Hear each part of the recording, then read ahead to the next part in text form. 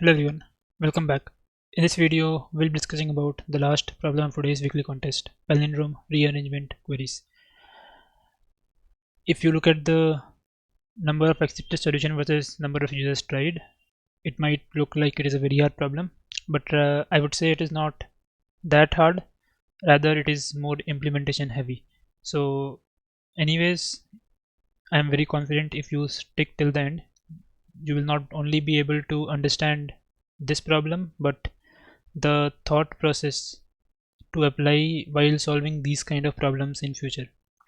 So with that, let's get started. The problem states that you are given a zero index string s having a even length n, and you are also given a zero indexed 2D arrays queries where query I denotes ai, bi, ci and di, where for each ith query you are allowed to perform the following operations. The operation is choose the substring ai to bi, and you can rearrange the characters within this substring in whichever way you want.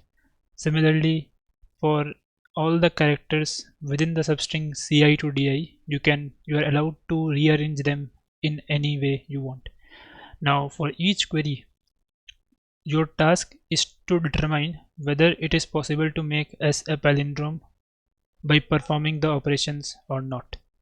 Now each query is a independent query, meaning if you are answering first query and first query has a1, b1, c1, d1, whatever operations you will apply in first query, those will not affect the second query. So second query you will start from string s fresh. So for each query you just need to return true or false. So you will be returning a zero indexed array where answer I is true if it is possible to make S a palindrome, otherwise false.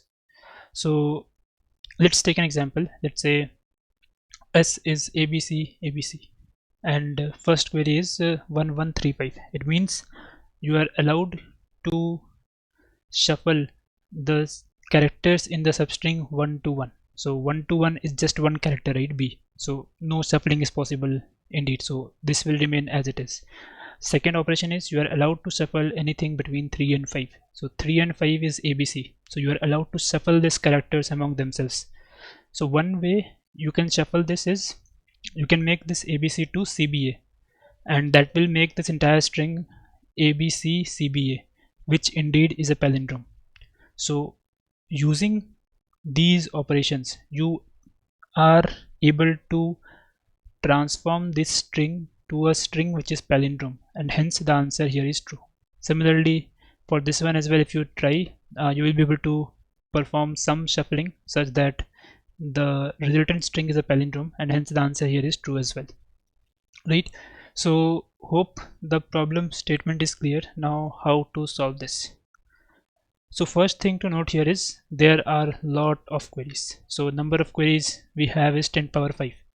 So no matter what you do, you are not allowed to perform, or you are not allowed to iterate over the string even once to answer a single query. So that's the main thing in the problem. You need to answer every query in less than order n time. It can be log n, it can be root n, whatever you want, but you should not be iterating over the entire string. So that's what makes this problem a bit difficult. So instead of tackling this problem, let's try to solve a simpler version of the problem first, right? So the simpler version of the problem we are trying to solve here is we are given a string, we are given a query a to b, c to d, and for this query we need to answer whether we can make this given string a palindrome by rearranging these characters among themselves and by rearranging these characters among themselves. Basically you can rearrange anything in the left half and you can rearrange anything in the right half, and you need to answer whether it is possible to make this string a palindrome or not. Note that this question is not similar to you are allowed to rearrange anything across the entire string. They are not similar. So I would encourage you to pause and try to solve this simpler version first, right? So hope you have at least tried this. So notice that you need to make this give final string a palindrome. What does this mean? This means this character should match this character should match this character should match this character should match this, and finally this character should match this, right? Now if for this to happen, the number of, let's say there's a here, so there should be an a here as well, right? Similarly, if there is a b here, there should be a b here as well. So what we are getting at is, what is the frequency of a? The same frequency, the same number of a should exist here, because rearranging you can do in any ways, right? So if you have an a here, you will try to rearrange this part such that you have a here, right? So for this to happen, you need to have an a first, right? If you have an a, you can rearrange, that's fine. So the problem now boils down to figuring out what is the frequency of a here, what is the frequency of a here. If they are equal, it means whichever position we have a, we can satisfy all those positions. Similarly, you will figure out what is the frequency of b here, what is the frequency of b here. If they are equal, you can satisfy all the positions which have b here, and so on and so forth all the way up till z, right? So the problem boils down to frequency of every character here should be equals to frequency of every character here, right? Now notice we can't iterate over the entire string even once, because if you are allowed to iterate, what you could have done, you can maintain a simple frequency array of every character a b c d all the way up to z, and iterate over the left half, fill this array, iterate over the right half, fill another version of this array, and then check whether these two arrays are equal or not. If they are equal, it means you can make this, you can transform this string into a palindrome, otherwise you can't, right? But this entire operation will take order and time, which is not allowed. So you have to come up with a way in which you can figure out the frequency of all the characters in the left half and the frequency of all the characters in the right half in less than order and time. Again, I would encourage you to pause and try to solve this smaller version by yourself, frequency of every character in a range. So again, this is a very straightforward problem. We have solved this many times in this channel. One way is just figure out the prefix sum. So maintain, there are only 26 characters, right? So what we can do, for each position we can maintain how many, let's say for position 3 we are talking about, so we will maintain an array for position 3, and this array will denote how many a's are there until 3, how many b's are there until 3, how many c's are there until 3, and so on and so forth. So basically at every position we have how many characters are there in the prefix. Now once we have this array, figuring out how many, the frequency of every character in a range is straightforward. So let's say you just have you don't have b, c and anything, you just have, let's say, a's. You need to just figure out how many a's are there. So what you could have done, you could have just maintained an array of a's, and whenever you see a, you will increment the value. So initially you have 0 a's, you see 1 a, you incremented the value. After that you will say, okay, till now I have seen 1 a. Now till 2, again number of a's till 1 plus, if it is a, it is not a, so it will remain 1.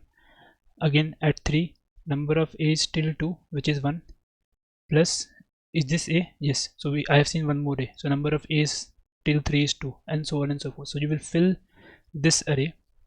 Now if I ask you how many a's are there in the range L to R, let's say, what you will do, you will simply go in this array, figure out how many a's are there till R, how many a's are there till L minus 1, subtract these two, and you will get how many a's are there in this particular range, right? Again, why this work? Because the value at R denotes everything number of A's in this range. Value at L minus 1 denotes everything in this range, a number of A's in this range. If you subtract these two, you will get number of A's in this range, right? So hope it is clear how you will figure out the frequency of a single element or single character in a range. In the same fashion, you can extrapolate this to all the other elements as well. So let's say you maintain an array for B, you maintain an array for C, and so on and so forth. Now let's say you are asked, okay, tell me the frequency of every character in the range L to R. So what you will do, you will take this array and you will take the L minus 1th array and subtract these two. So basically, if you subtract element by element, first position you will get 3 minus 1, which is 2. Second position you will get 4 minus 2, which is 2, and so on and so forth. So this 2 denotes number of A's in this range, this 2 denotes number of B's in this range, this will denote number of C's in this and in this range, and so on and so forth. So with this simple trick, you are able to calculate what is the frequency of all the characters in a range. So what you can do, you can simply figure out the frequency of all the characters in this range A to B using this trick in just order 26 time. So what you have to do, basically just take this array, subtract element by element, and how many elements are there? 26. So number of operations required here will be 26 only. Now you can get this number, the frequency of every character in this range in order 26 time. Similarly, you can get the frequency of every character in this range in same time.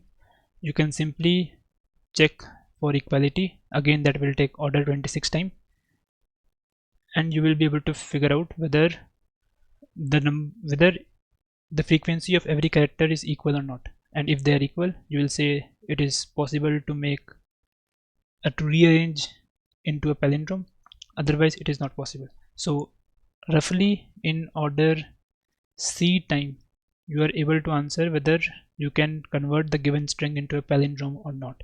And order C, where C is the number of distinct characters you have, and in the given problem it says you just have lowercase English letters, so C is 26, which is acceptable, right? So till now we have solved a very simpler version of the problem, where we have said that A starts from 0, B is n by 2 minus 1. Similarly, C starts from n by 2 and D is n minus 1. So we have solved this problem. Now what if A and B, or what if you are not allowed to rearrange the entire left half and the entire right half?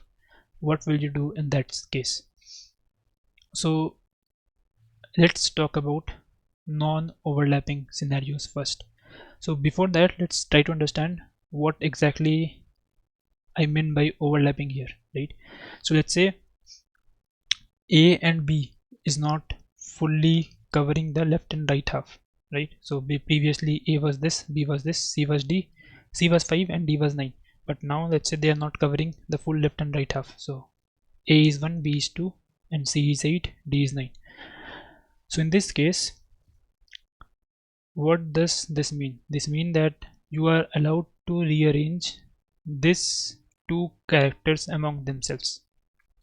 Now what will you rearrange them to? It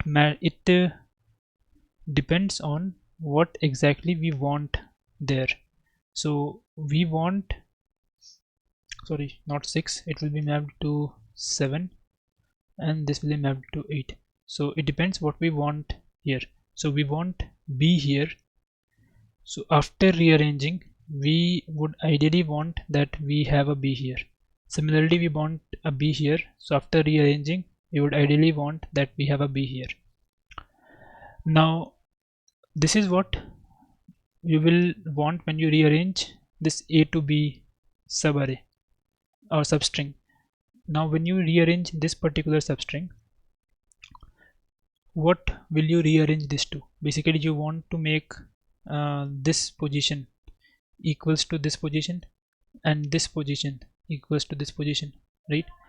Now notice position 1 is coming and position 8 is coming under the purview of both the ranges, and because it is coming in both the ranges, it means, let's say you have let's say you rearranged this two characters such that they are matching with this two now. So you have done that.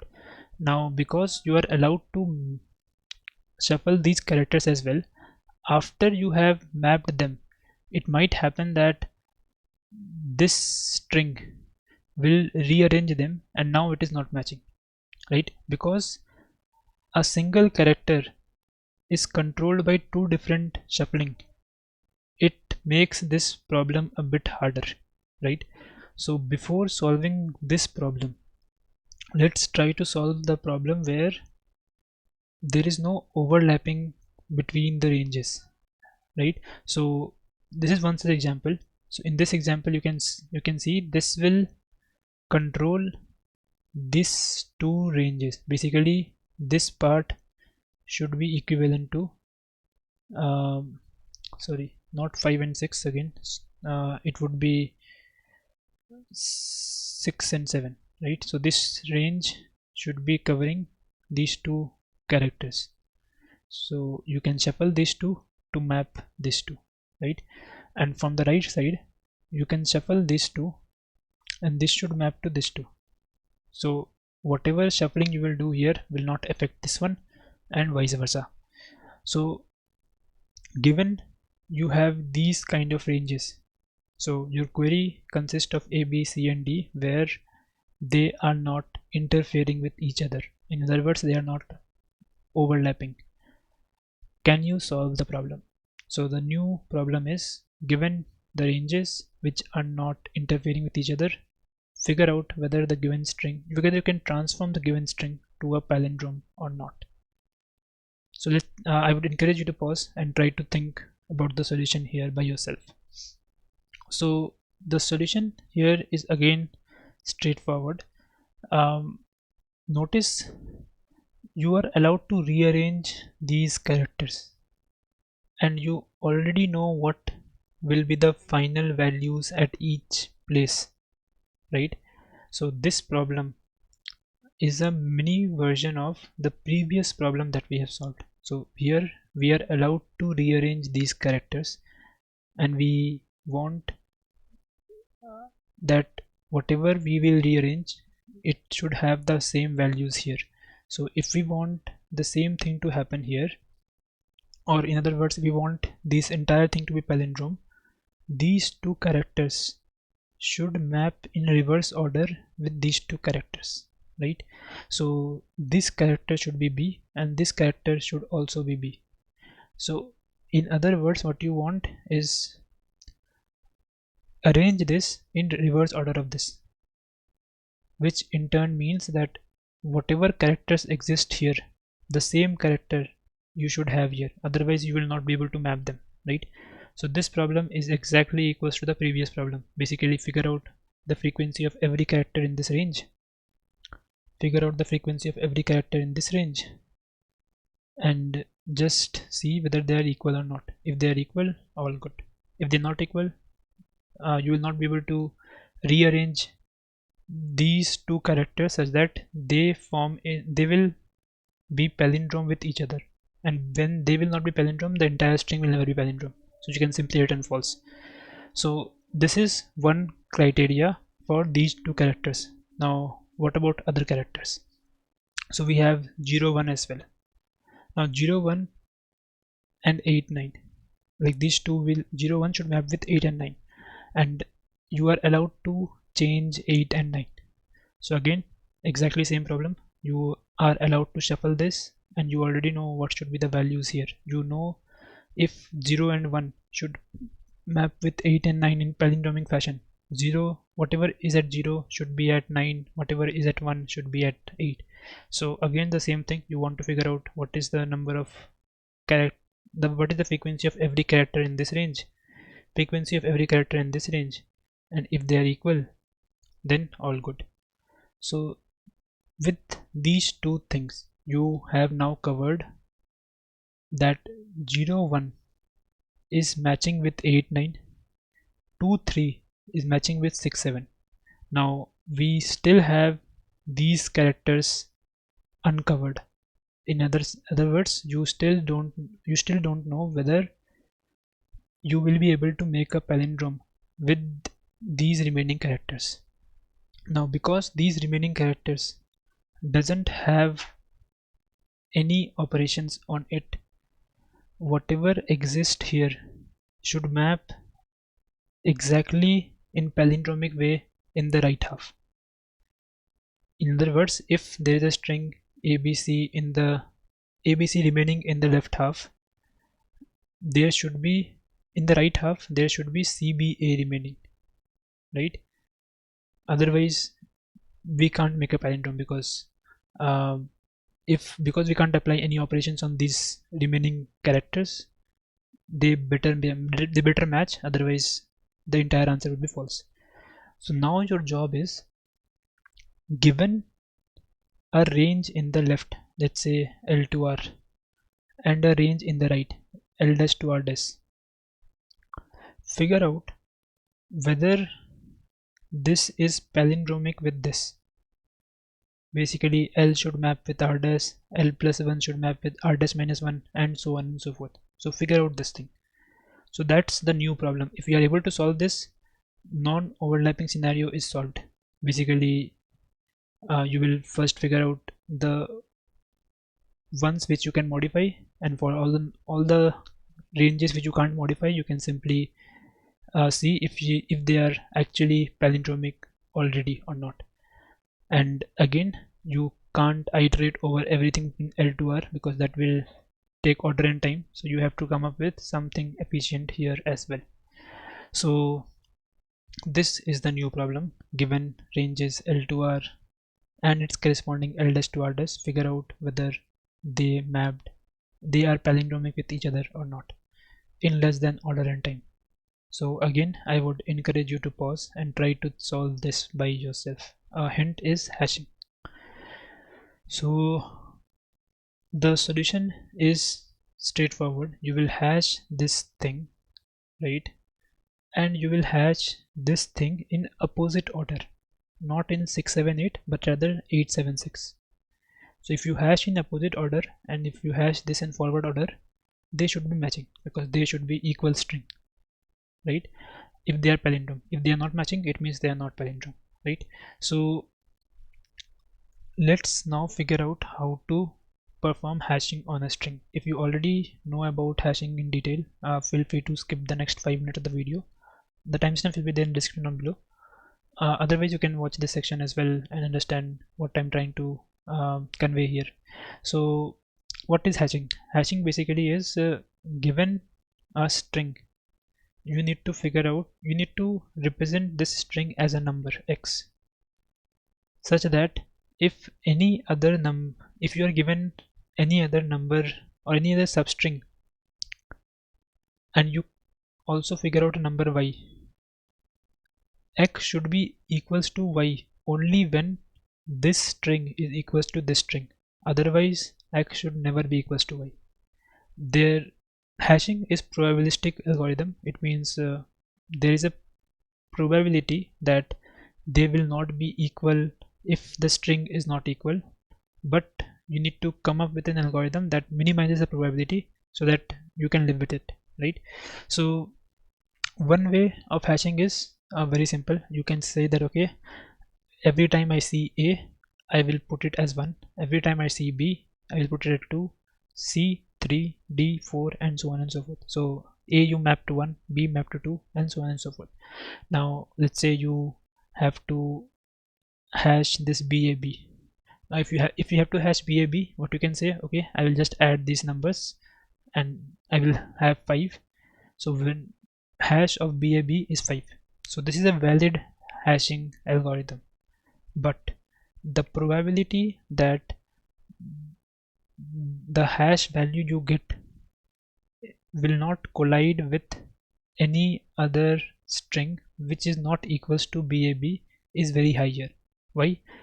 You can simply take this string itself and you can see the hash of this string will also come out as 5, Now if they are equal, you will say okay, the string should also be equal, but you can clearly see that's not the case. Why this happens? The answer is simple. In this case, you just considered what was the character, but you never considered what is the position of the character. So that's a hint that you should include position as a parameter in your hash as well. So let's say now you come up with a different hash algorithm and say okay, the value at a particular position would be the position p multiplied by the character. So here position is 0, character is 1, so 0. Position is 1, character is 2, so 2. Position 2, character 2, 4. Position 3, character 1, 3. Position 7, character 2, 14, and so on and so forth. Now you see, if you find out the value, hash value of this as summation of this, it will come out as 8, 3, 11 plus 4, 15. And if you come up with the hash value of this as summation of this, it will come out as 31, which surely are not equal, and that will denote that these two strings are also not equal, which is true. So you see the collision probability has decreased, but you can easily figure out counter examples here by yourself without doing much computations. So even this has very high probability of collision. In other words, the hash can be same for a different string as well. So that's where it's recommended that you put or you choose a different hash function which has lesser probability of collision. And one such easier hash function is instead of just multiplying the position, put a prime p to the power I. So if you do this, you can yourself see that you will not be able to figure out the collision by hand or by some mathematical formula. So that's your motive. We have to come up with a hash algorithm which is harder to break. So basically here this time the value of this is p, basically p power 1 multiplied by 1. Here position is 2, so p power 2 multiplied by 2, p power 3 multiplied by 2, p power 5, p power 6 multiplied by 1, p power 9 multiplied by 2, and so on and so forth. Now if you figure out the hash value of this, it will come as the summation of this. And if you figure out the hash value of this, it will come as summation of this. But there's a catch. The catch now is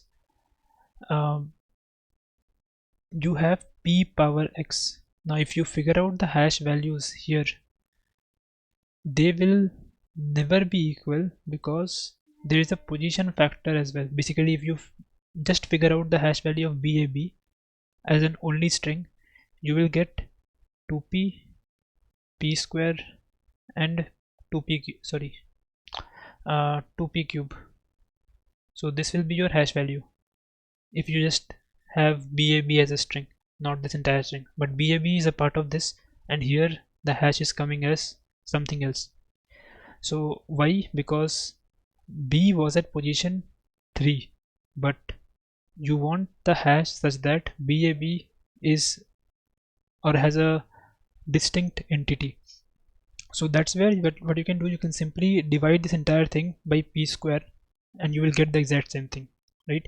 So that's a simple thing you need to do while figuring out the hash of a substring. You just figure out the sum and then divide it by p power the initial position. So this is a decent hash function which has less collision and we can live with this, right? So sorry. So this is our hash function. Now if you remember, we have to figure out whether this string is palindromic with this string or not. So we figured out the hash function, hash value of this. We can also figure out the hash value of this, but if you remember, we have to figure out the hash value of this in reverse order. So how to do that? Again, this is very straightforward. I would strongly encourage you to pause and try to think how you can utilize this particular thing to figure out the hash value in the reverse order as well. So the answer is straightforward. You can simply do the exact same thing in opposite order. So instead of starting from front, you will start from back. So this time you will say this is p power 1, this is p power 2, p power 3, p power 4, and so on and so forth, multiplied by respective character values. Now you can see if you sum this part of the values, you will get exactly equal hash as if it was read from the opposite side, right? And that's what you want. So you can simply figure out the forward hash from this, the reverse hash from this, and if they match, then your string is equal, otherwise your string is not equal, right? So hope this thing is clear.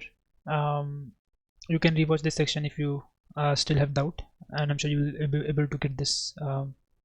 So if you remember, we were trying to solve non-overlapping scenarios, and we came up with this algorithm that we are able to modify this part, and this part should map exactly with this part. So we will just, for this to match, we'll just check the frequency of every element in this range, and see if they are matching. So frequency of every character in this range. And similarly for C and D as well, we'll check the frequency of every character in C and D and the corresponding left part and see if they are matching. And for the remaining ones, we'll just check whether they're palindromic with each other or not with the hash values, right? So with the hash values, we can do that check in just order log n time, depending on how you're implementing it. For this part, you can do this in order 26 time or order C time. This is also order C, and then checking is also order C. So overall order C time for A comma B and order C time for C comma D. So overall it is order C plus some constant factor, right? So overall your algorithm for answering whether a string is palindrome, a string can be transformed into a palindrome or not, looks like this. So you have ABCD. You will figure out the corresponding values in the left as well. So the value in the left for A and B is just A and B. The value in the left for C and D is n minus C plus 1 and n minus D plus 1. Basically I have converted everything to the left, and I will do the exact same thing. I will try to cover everything in the left half. That will automatically cover everything in the right half as well. So think about this. We have two ranges, L1 R1 and L2 R2, right? So for L1 and R1, you need to figure out whether the frequency of every character in this range is matching with the corresponding range in the right. So this we are doing. Similarly for L2 and R2, you have to do the exact same thing. Now what's remaining? The remaining things are, if there is a string before L1, so this string should map or should be palindromic equals to the string in the corresponding right half. So that we have checked, that whether the string in the range 0 to L1 minus 1 is palindromic equals to the right half. Similarly, between R1 and L2 there can be a string. In this case there is no, but there can be, right? So we have to check that part as well. We have to check that part as well, that between R1 and L2 whether the string in the left is palindromic equals to the string in the right. And finally we can have something to the right of R2 as well, as we can see here. So for that we will just check whether the string in the right of R2 is palindromic equals to the corresponding right half or not. So if all of these conditions are satisfied, then only we will say we can transform this string into palindrome with the given set of ABCD operations. Otherwise we can't. So the complexity is still order C overall with a simple constant factor which we can ignore for now. So this, we have solved the problem. We have solved two parts of the problem. First, if we are allowed to rearrange everything, right? Second, if we are allowed to rearrange two parts such that they are not interfering with each other. So now comes the last part where the two parts are interfering with each other. Now even in this part there are two scenarios, right? First, they may be interfering such that they are completely overlapping, and second, they are partially overlapping. So what I mean by that, this a comma b denotes that you can rearrange this part. It means you have to rearrange this part such that it is equals to this, and this c comma d denotes that you can rearrange this part.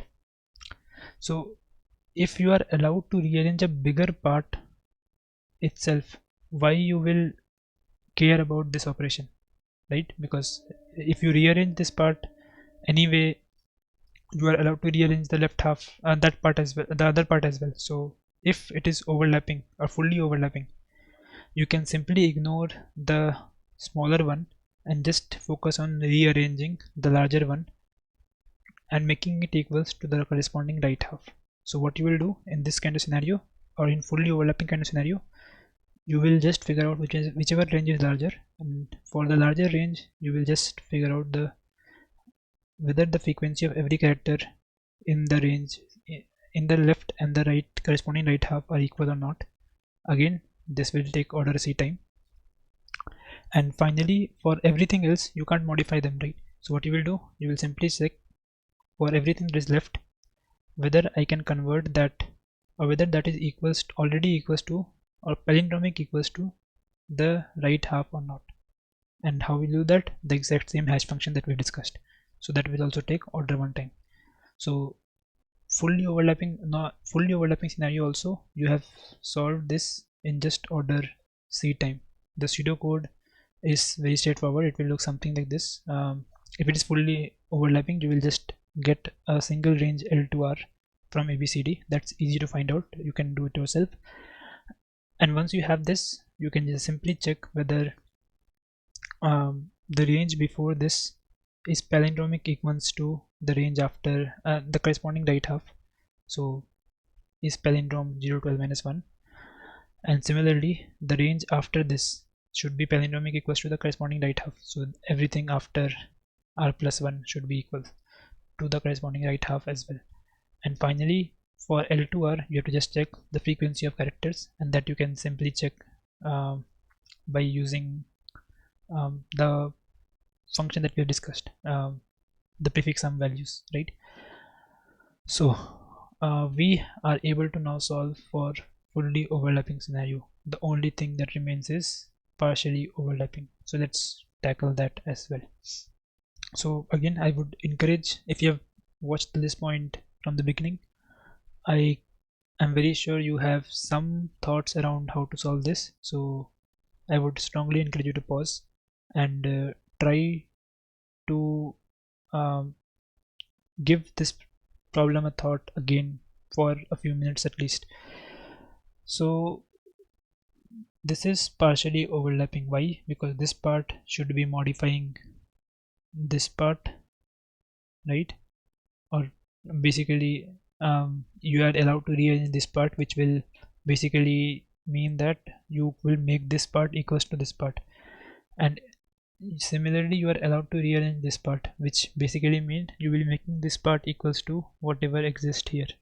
So they are kind of overlapping, right? So what to do here?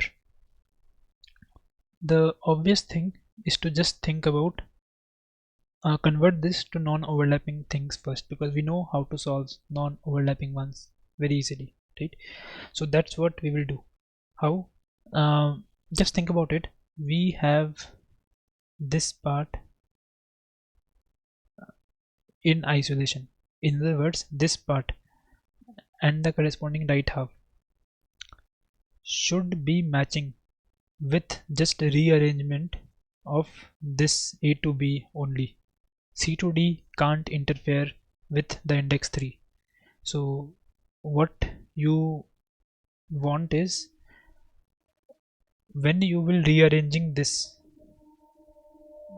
character should be equals to this character in any cost, because this, once you rearrange A to B, you will not be able to touch index 3 again for other operation. So you have to make sure that this character is equals to this character in the rearranging A to B itself. And in the same fashion, for this 9, you have to make sure that you are making this 9th character equals to the 0th character while rearranging C to D itself, because once you rearranged C to D, you will never get a chance to make modification to the 9th character at any cost. So what this means is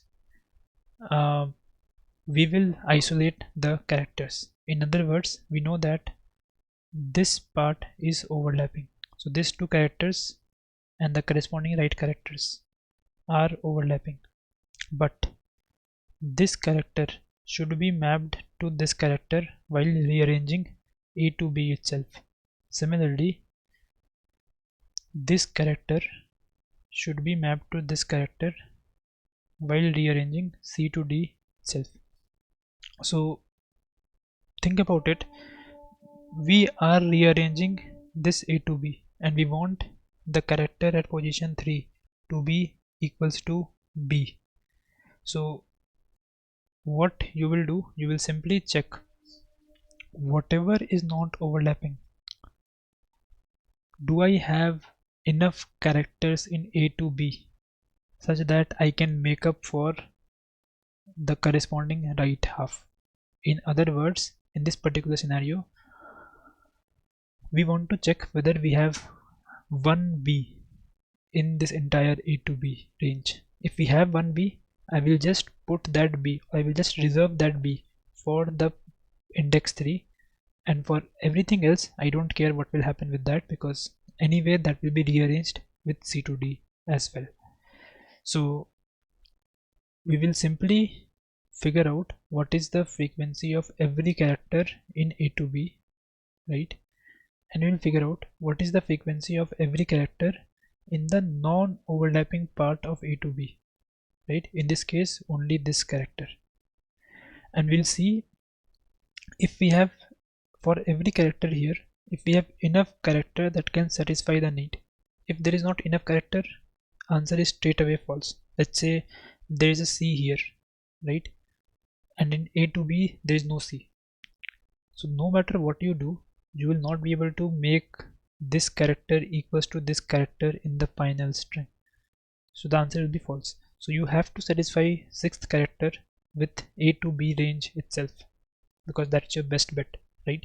So you will figure out the frequency of every character in this range, figure out the frequency of every character in the non-overlapping right part, and see if they are if you can satisfy them, right? In other words, let's say this is F, or this is L1 F1 and this is RF1. So LF1 of I should be greater than or equals to RF1 of I for all the characters, right? If this inequality doesn't satisfy, you will simply return false, right?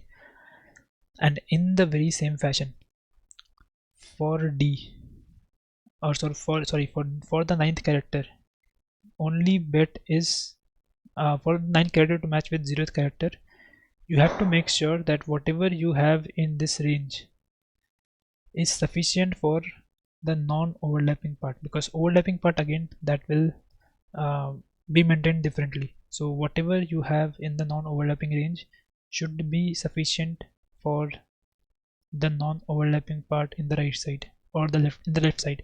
So for this as well, you will simply check what is the frequency of every character in C to D in the right half, what is the frequency of every character in the non-overlapping part of C to D in the left half, and see if there is enough to satisfy. Again, the same inequality should hold. Every character here should be greater than or equals to every character here.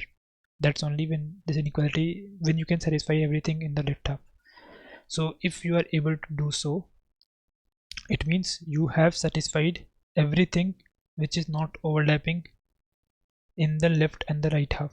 So basically, in this particular example, after you have done this exercise, you know that this this are equal and this are equal.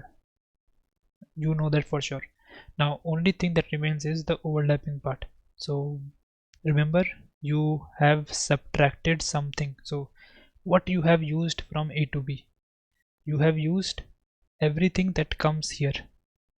So you can simply subtract this frequency array from this frequency array and you will get what is remaining with you in this range, a new array. Let's say leftover array in the left part. Similarly, from this C to D, you have reserved something for the non-overlapping part. So whatever you have reserved, you can simply get from the frequency array and you can simply subtract it from C to D array and get a new leftover right array as well. Right now, whatever is there in this leftover left array should be in these two positions. Similarly, whatever is there in the leftover right array should be in these two positions. Now if they both should form a palindrome, then better every character here should map with every character here. So you have to just check whether they are equal or not. If they are equal, you are done. Otherwise, you can't modify the given string into a palindrome at all. So hope this entire thing makes sense. If you have any doubts, all the timestamps are there in the description down below. You can watch the specific section which you have doubt about. Just to reiterate this part, for fully overlapping we have these three scenarios. For partially overlapping, we will simply figure out leftover left array, leftover right array and see whether they are equal or not. And how to figure out leftover left array? Whatever is the frequency array from A to B and whatever is the non-overlapping part of A to B in the right side, just subtract these two and you will get leftover left. In the same fashion you will get leftover right, and because they should be mapping with each other, they better be equal. Now this is the first criteria for overlapping scenario or partially overlapping scenario. Second criteria is obviously whatever is left should be palindromic equal, because you can't touch 4 and 5, right? So they better be palindromic equals to each other, otherwise the given string cannot be converted to full palindrome. So if you have watched this point, it's highly encouraged to code this entire thing by yourself, because that's where you will be able to understand how to write good reusable code, because this has many different features which can be reused all across. For example, this character count should be equal, this is palindrome part, and in the same fashion figuring out the leftover left is exactly equals to how you figure out leftover right. So there are a lot of parts which can be reused. So try to structure your code into different functions so that it is more readable, and try to get it accepted as well. So next we'll be looking at the code. So code part, I will try to explain, or I will try to explain everything, but I will assume that you already have knowledge of fast power and Fermat's-Little theorem. If you don't have understanding of these two, I've explained this a lot of times in this channel. I will link 1 or 2 videos in the description down below, you can check them out. So fast power basically does a power b modulus mod, and in the same fashion Fermat's-Little theorem will basically help you figure out inverse powers, basically 1 by p power x modulus mod. This you can figure out using Fermat's-Little theorem easily, right? So these two I assume that you know already. So what we are doing, we are first figuring out this power of p. Why? Because if you remember, to figure out the hashes we have this powers of p, so we pre-calculate all the powers of p with us, and in the same fashion we are calculating inverse powers of p as well. So again, this is Fermat's-Little theorem only. We first calculate the value of 1 by p power n. Now 1 by p power n minus 1 would simply be equals to this value multiplied by p, right? So we first figure out 1 by p power n minus 1.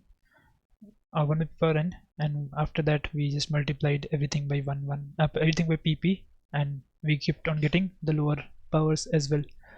So after that we figured out the forward prefix sums.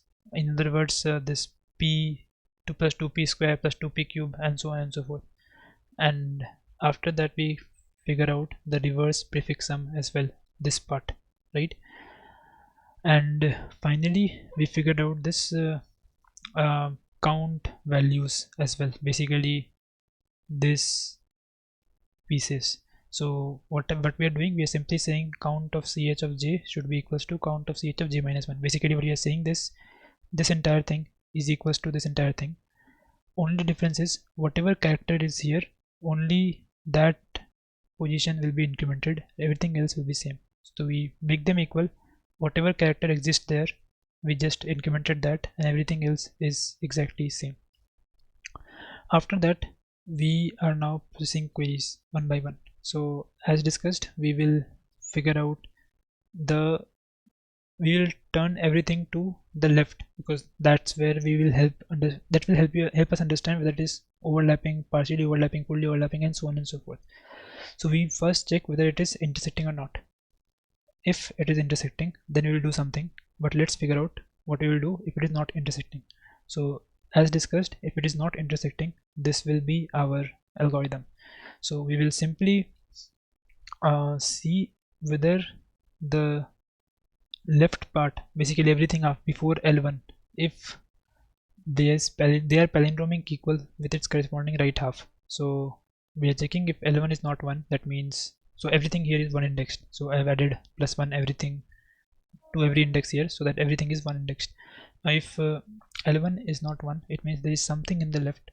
So if there is something in the left, we'll figure out the forward hash, we'll figure out the reverse hash, and they should be equal. If they are not equal, answer is false.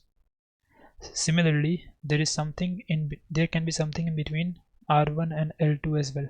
So we will simply check that part if the forward and reverse hash is equal or not. If it is not, we will simply return false. And in the same fashion, there can be something in the right of R2 as well. So again, we will check the forward and the reverse hash, and if they are not equal, we'll return false. So we'll look at forward and reverse hash in a while. So after this entire thing, we are sure that whatever we can't modify, they are okay. Now it's the time to see what we can modify, if they are equal or not. So how to do that? Whatever so for A and B, we have to check whether the frequency of every character here is equals to the one in the right half. So we figured out has equal characters in L1 and R2. L1 and R1 has equal characters in the range L2 and R2. If they have, we return true, otherwise we return false. So now let's look at these functions one by one. So first, forward hash. Simple. We figured out the value with the prefix sums, and as discussed, we will divide it by p power L minus 1 as well. Similarly, reverse hash, we figure out the sum. Notice that it is in the reverse order. So even though L is smaller, the actual value at L will be larger. So just to show this part, sorry, so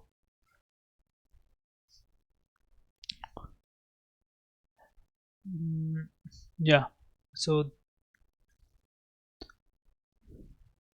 if you remember, if you figure out the prefix sum in this fashion, the value here will be greater than the value here, because this will contain p plus 2p square plus 2p cube plus 2 power 4, and this will contain everything up till here.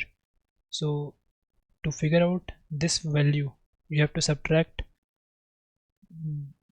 this you have to subtract this from this, right?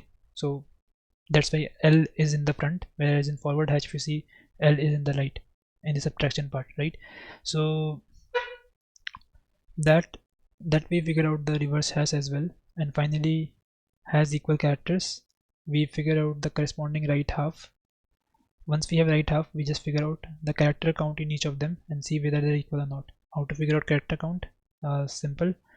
We simply go over each character and see and figure out, and then just see the prefix sum values of these characters in R and L-1 and subtract these two to get the actual character between L and R. So this concludes what we will do if it is not overlapping. So if it is not intersecting. Second case is if it is intersecting. So again, in intersection there is two cases: if it is full intersection, if it is not full intersection. So before considering these cases, it is wise to actually see whether whatever you can't modify, whether they are already equal or not. So you can't modify. So let's just take this example again. Yeah, so let's, I think this is getting a bit so let's say you have to modify, let's say, this part and this part in the right. So whatever you can't modify, they should be equal, right? So that's what we are checking. If there is anything in the left, they should be equal. If there is anything in the right, they should be equal. Now we check whether they are fully intersecting or not. If they are fully intersecting, we will simply check whatever is the intersection value, we will simply take that and see whether they have equal characters or not. Otherwise we have to do some tricks. Remember the leftover part, how you can get leftover part. You have to see the frequency of every character in A to B and see whatever is not intersecting or whatever is unique in the right side. So that has to be reserved from A to B itself. So you have to take this frequency and the unique part to the right side, subtract these two to get the leftover, right? So that's what we will be doing. So if L1 is less than L2 and else part, this is just to tackle one small edge case. You can think about it yourself, but this is the overall algorithm. We know that the full left part is L1 and R1, and we know that the non-overlapping right part is this. How to figure out? You can do the math yourself. This is simple mathematics, and this is where, like, I think these kind of things can get tricky, +1 -1. So that's why I think it is very hard to get it right during live contest itself. So you figure out the full left part, you figure out the non-overlapping right part, corresponding right part. Similarly, you figure out the full right part and corresponding non-overlapping left part.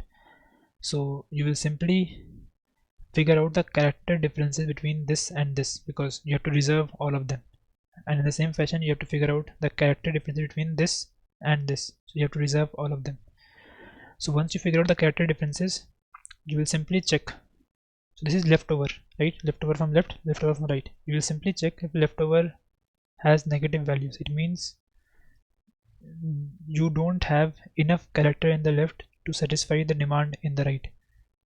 So that's why it becomes 0, less than 0. So if it is less than 0, our answer is false, because because of the thing we have discussed previously. Similarly, if right part is less than 0, again the answer is false. And if they both are greater than 0, greater than equals to 0, they better be equal. And if they are not equal, again the answer is false. So if any of this condition is true for any character, answer is false. And if answer is false, you will simply push false. Otherwise, initially answer is true. So hope this entire solution makes sense. If you have any doubts, feel free to post them in the comment section below. I would be happy to answer. If you like the video, give it a thumbs up and do subscribe if you haven't already. I will see you in the next one. Thank you.